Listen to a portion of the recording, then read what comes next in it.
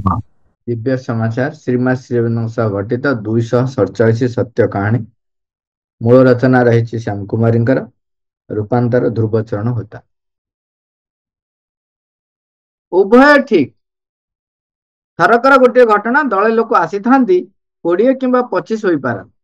ସମସ୍ତେ ଯାଇ ଆରଙ୍କ ନିକଟରେ ପହଞ୍ଚିଲେ ଓ ତାଙ୍କୁ କହିଲେ, ଆଜି ଶ୍ରୀମା ଆମମାନଙ୍କ ସହିତ କନ୍ନଡ଼ ଭାଷାରେ କଥୋପକଥନ କଲେ।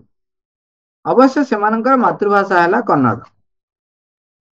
ଆରଙ୍କୁ ଭଲ ଭାବରେ ଜଣାଥାଏ ଶ୍ରୀମା କୌଣସି ଭାରତୀୟ ଭାଷା ଶିକ୍ଷା କରିନାହାନ୍ତି, କେବଳ ମାତ୍ର ସଂସ୍କୃତ ଭାଷା ମାଙ୍କୁ ଜଣା। ଏହାର କାରଣ ମାଙ୍କ ନିକଟରେ ସମୟର ଘୋର ଅଭାବ ଥାଏ। ସେ ଏହି ସବୁ ଲୋକଙ୍କୁ ଆଦୌ ବିଶ୍ୱାସ କରିପାରିଲେ ନାହିଁ। ମା ତ ତାଙ୍କ ଭାଷାରେ, ଯେ ମା ତ ସଂସ୍କୃତ ଭାଷା ବ୍ୟତିରେକ ଭାରତୀୟ ଭାଷା କି ଜାଣିନାହାନ୍ତି, ତେବେ ସିଏ ଏମାନଙ୍କ ସହିତ ପୁଣି କନ୍ନଡ଼ ଭାଷାରେ କେମିତି କଥା ହେବେ? କିନ୍ତୁ ଏତେ ଲୋକ ଏକ ସ୍ୱରରେ ଯେତେବେଳେ କହୁଛନ୍ତି, ଅଧିକନ୍ତୁ ଗୋଟିଏ ନିର୍ଦ୍ଦିଷ୍ଟ ବାକ୍ୟ ଶ୍ରୀମା ଉଚ୍ଚାରଣ କଲେ ବୋଲି ସେଇ ବାକ୍ୟଟିକୁ ପୁନରାବୃତ୍ତି କରୁଛନ୍ତି। ମାନେ ମା ଯୋଉ କଥାଟା କହିଥିଲେ କନ୍ନଡ଼ରେ, ସେ କଥାଟିକୁ ପୁନରାବୃତ୍ତି କରୁଛନ୍ତି। ଆର କିପରି ବା ସେମାନଙ୍କୁ ଅବିଶ୍ୱାସ କରନ୍ତେ? ତେଣୁ ତାଙ୍କ ଭିତରେ ବର୍ତ୍ତମାନ ଦ୍ୱନ୍ଦ୍ୱ।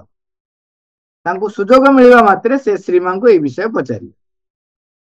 ଶ୍ରୀମା ତାଙ୍କୁ କହିଲେ, ଉଭୟ ଠିକ।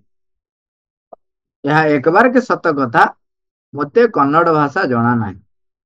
କିନ୍ତୁ ଏହା ମଧ୍ୟ ସତ ଯେ ମୁଁ କନ୍ନଡ଼ ଭାଷା କଥା କହୁଥିବାର ସେମାନେ ଶୁଣିଛନ୍ତି।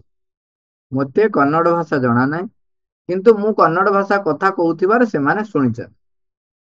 ଚେତନାର ଏପରି ଗୋଟିଏ ସ୍ତର ଅଛି ଯେଉଁଠାରେ ବିଭିନ୍ନ ଭାଷାର କୌଣସି ତଫାତ ନାହିଁ।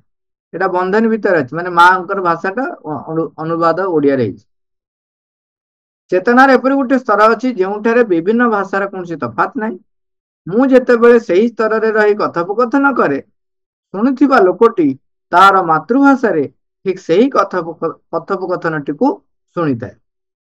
ଏହି ଲୋକମାନେ କନ୍ନଡ଼, ଏଣୁ ସେମାନେ ମୋର କଥିତ ବାକ୍ୟଟିକୁ ତାଙ୍କର ମାତୃଭାଷା କନ୍ନଡ଼ ମାଧ୍ୟମରେ ଶୁଣିପାରିଛନ୍ତି। ସେମାନଙ୍କର ଯଦି ଚୀନ କିମ୍ବା ଜାପାନ ମାତୃଭାଷା ବି ହୋଇଥାନ୍ତା, ତେବେ ସେହି ଭାଷାରେ ସେମାନେ ତାହା ଶୁଣିପାରିଥାନ୍ତେ। ଏହିପରି ବହୁ ଘଟଣା ଅନେକ କ୍ଷେତ୍ରରେ ଅନ୍ୟାନ୍ୟ ଭାଷାରେ ଲୋକଙ୍କ ସାଙ୍ଗରେ ମଧ୍ୟ ଘଟିଥିଲା।